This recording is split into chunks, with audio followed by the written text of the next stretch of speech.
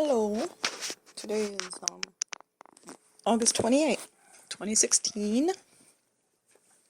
Hope y'all are well. I want to talk about an attachment.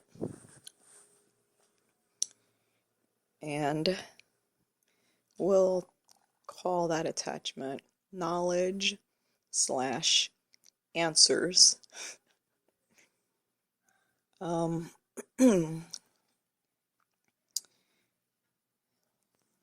If you think about the way thoughts work, thoughts are not meant to be self-sufficient. They're always connected to previous thoughts, previously held views, preconceived ideas.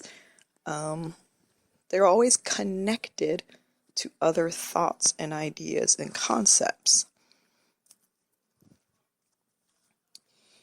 And of course, those thoughts and ideas and concepts are all, they're all memory stuff, which means time stuff, which means stuff.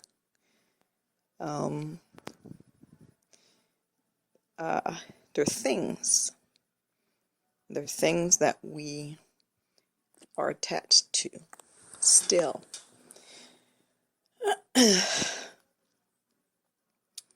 But why? Because what happens is we're trying to slow this down to super slow motion to really see how thought is formed. And it seems that first there's an inkling within a person, a spark, a sense of something, some type of spontaneous discernment, understanding, experience with, just a flash.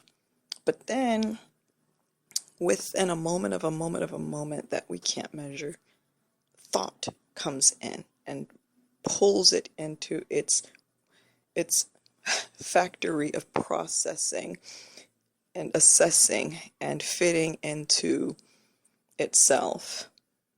So, what if we could slow it down to the place where we, when we have that inkling, that jolt, that sudden realization of, within that moment, before that split second where thought enters and starts to mold it into something, what if we can step in and I'm imagining like this red balloon, there's a little string hanging on it for whatever reason, but because that's what I'm saying. And just treat that thing like that balloon that's just kind of floating in the sky by itself. Don't start attaching anything to it. Just sink into that and close off that machine in your brain or your mind or whatever. Like, put some kind of a shield around the inkling that you've had so that it can't be contaminated or made into something. So that's a thought that's come to me. Another one had to do with, again, what we said at the outset, answers/knowledge. Although I think I said knowledge/answers. Tomatoes. Anyway. Well, I've only been talking 4.5. Feels like I've been speaking 20 minutes already. Is that one of the things that's happening to us? Anyway, back to the original thought.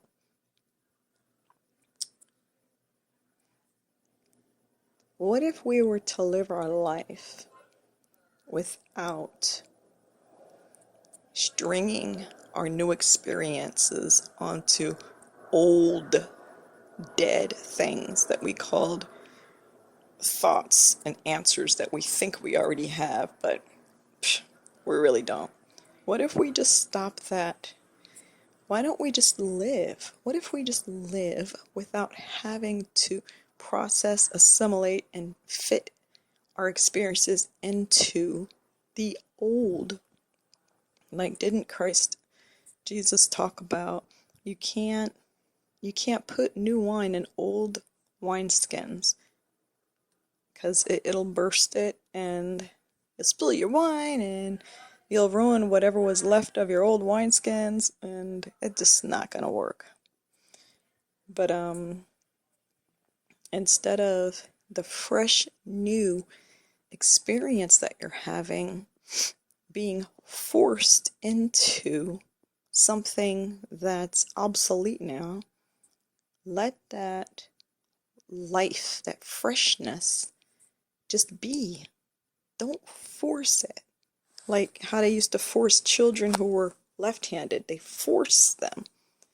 They forbade them to write with their left hands, and they forced them to write with their right hands. You know? Because that was thought wrong or bad.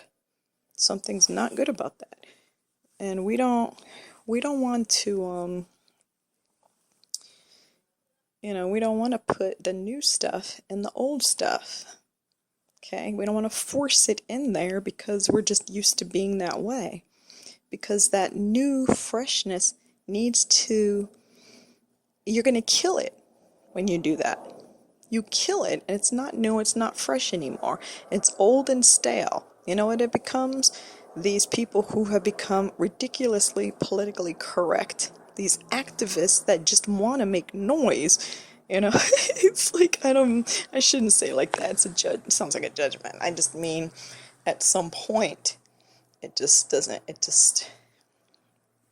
not the thing. So, we want to, we want the freshness to stay there so it doesn't become some ugly thing. It wasn't meant to be an ugly thing, but you can't take something that is alive and do what we do, and it's still a live thing, an alive thing. But the other thing about it too is, just like when you see anything in nature that's beautiful, we don't try to make it retain its shape that way for our pleasure. We know that in nature there is constant movement. Even when you look at a beautiful flower, you think you're just looking at a flower at rest. There's stuff going on in there. It's continuing to grow and to be nourished, and there's a lot of shit going on. There's no stillness. And once we know better. In nature, we know not to try to, that works against nature, and it works against our nature as well. When we start this fresh living things that we experience, we enjoy them the way we do a beautiful flower, without trying to fit it into some kind of a mold that we can go back to later, because then it's dead at that point, because it is what it is when it is, and then it isn't anymore. And you just have to know that the beauty of existing is that, just like that river is always that river, but it's never the same river it's not the same river it was a second ago, and in a minute from now it's going to be a different river than it is right now, right? But it's still the river. And that's how we have to experience life. We don't want to have this firm grip, squeezing, suffocating, killing the newness of life that keeps trying to speak to our hearts. We do hear it. We do hear it. But then we say, come over here, let me squeeze you real hard into my way of thinking, my way of living, my way of believing. We're gonna twist you up into something so that you can fit into the packaging of my stuff very neatly. No, we can't do that. But that's not easy because,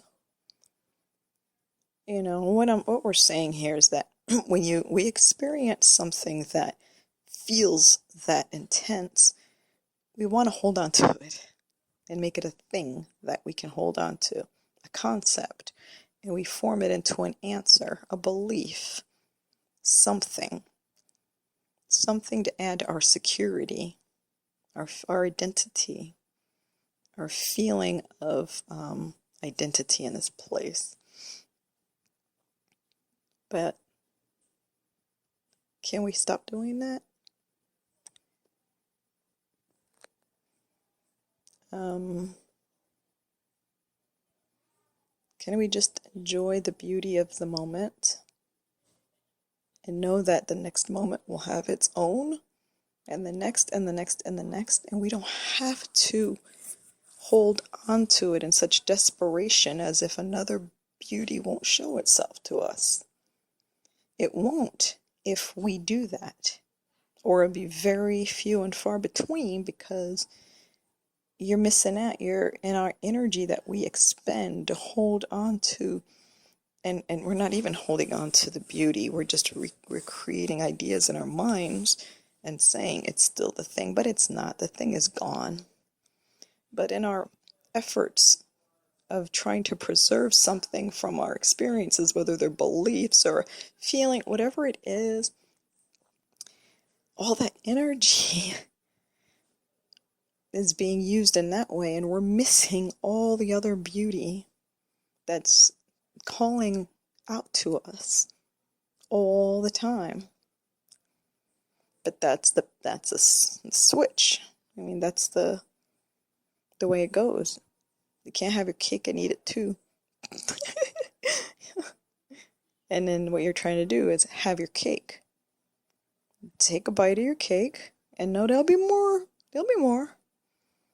But you can't do both. Or we can't do both. So, but that's going to be a challenge now. That seems like it's going to be part of our next phase is, we've learned with the more denser, quote, forms of attachments, we've become more proficient. We should be proud of ourselves of letting go of those types of attachments. But now we're talking about, even those of us who feel very free from this 3D way, we still have, there are certain concepts that we're still holding on to. Every time we give an answer, it's an attachment. Because if I'm providing you with something that is not just pure love, because that's the thing that I'm supposed to be, quote, channeling through me, or we're supposed to be doing that for each other. And if there's anything other than that I'm trying to pass off or pass on, it's of this place. It is a form, it is an attachment, and attachments are those denser. Love is not an attachment. Love is the freeness and the freedom. Things, just like things can attach, love flows, it moves through. You can't hold it onto it in your pocket because it becomes something else, or not even becomes. What happens is you've replaced it with something else, but you're still calling it the thing. But that isn't, again, that's going to be the new challenge, is whatever answers we're holding on to or passing on,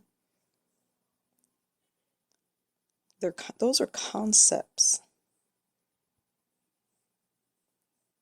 you see. And so we're going to just come on and talk about one other thing now, and that's making decisions. And that's the only real reason why, hold on, I'm back. That's the only really real reason for having attachments. Attachments are kind of like our volume, our encyclopedias, our library. Come on, we're getting there. Our library of reference material for our life. That's what our attachments are.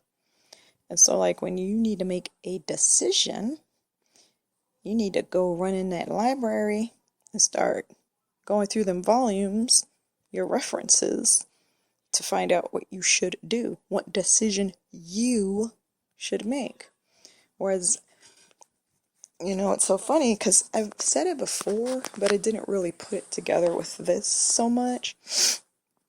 But like, I've done things, I've moved forward in a certain way and still considered that I hadn't made that decision, that I just let something happen that was trying to happen. Because I already felt like, oh, to make a decision means my mind is coming in and putting in his 2 cents about which way life should unfold. Like, no, you shut the hell up. There's no decisions to be made. And so that's what we're saying, is that with love, you just move in it and let it move through you and affect things the way it will, unimpeded. Your ego self just moves out of the way or dissolves or whatever it does. It doesn't interfere, because that's the thing that makes decisions. But if we don't have these attachments or these answers or this knowledge to run back to in our library, we're just gonna, eventually we'll get to that place where it's just moving and flow, moving and flow, moving and flow, moving and flow. And we might even just get to that place where it's like, it's second nature to just experience the physical sensations of this place, but whilst allowing love to move you through this physical space, not your mind taking charge and mechanically moving you from place to place. To do what? To go where? To do nothing and to go nowhere. Whereas love is always purposeful, creative, and it's life. And the other thing is this dead kind of this dead machine. So anyway, hopefully that made some kind of sense. I felt like it wanted to be made. Anything else? Just tie it up. Just again, I started twice to say it will be a challenge to just move into this space of thoughtlessness more often until it becomes a way of life. Thoughtlessness of not going back to a reference and then making a decision, but trusting that love is always going to move you in the best way possible. And by way, we mean ways. It'll move you. We're linear, and we have a certain limited perspective when we make decisions, whereas when love flows through you, it radiates through from you, from your whole presence, and it moves in different directions, so that of course your life will be affected, and a lot of other things will be affected and being played out in perfection because love is orchestrating it all. Whereas your mind wouldn't even be able to conceive what that statement even means, let alone function at that level. So as we start to expand out in that way of being now, it'll feel a little just like every beginning phase of the process. Every beginning phase feels there's a bit of something like anxiety or hesitation, maybe just a bit, because it's just something brand new about to open up. You get that feeling inside, but it's going to be good. We'll get to that place where that'll become old hat, and then there'll be some new phase to begin, and that's going to even expand us more. So it's just it's really wonderful, and something that the mind can't comprehend or conceive, or the best imaginations in this place that are not speaking from that level, are coming from that level, you won't even be able to begin to fathom it. So, but we have that potential. We're each in the driver's seat, though. Anyway, much love to you all. This was enjoyable. I hope it was enjoyable for you. Have a good night.